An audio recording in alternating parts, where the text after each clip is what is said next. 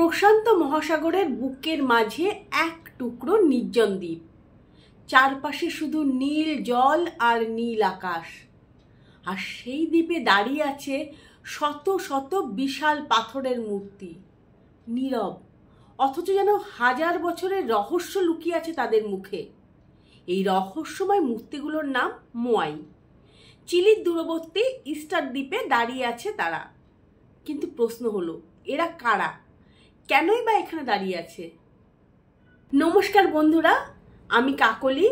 আমি আজ আবার আপনাদের জন্য একটা গল্প নিয়ে চলে এসেছি, রহস্যে ভরা একটা গল্প। চলুন তাহলে শুনে নেওয়া যাক। অনেক আগে এখানে থাকতো এক সভ্যতা, রাপানুই। তারা বিশ্বাস করত মৃত্যুর পরও পূর্বপুরুষদের আত্মা অমর থাকে, আর সেই আত্মাকেই অমর করার জন্য তৈরি করা হয়েছিল মোয়াই।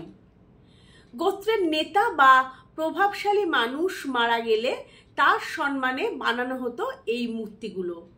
তারা সব সময় মুখ করে থাকতো জমির দিকে, যেন তাদের আশীর্বাদ ফসলকে উর্বর করে তোলে। কিন্তু এখানেই শুরু আসল রহস্য।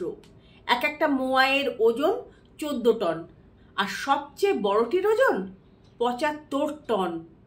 ভাবো তো, এত বিশাল পাথরের মূর্তি 1000 বছর আগে কিভাবে বানানো হলো? আবার কিভাবে বা দ্বীপের এক প্রান্ত থেকে আরেক প্রান্তে টেনে নিয়ে যাওয়া হলো? কেউ বলেন তারা বিশেষ গাছের গুঁড়ি রোলারের মতন করে ব্যবহার করত।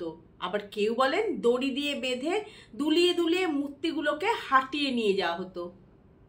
হ্যাঁ, যেন মূর্তিরাই নিজেরা এক পা করে এগিয়ে আসছে।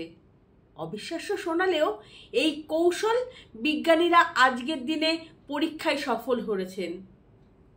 কিন্তু রহস্য এখানেই শেষ নয়।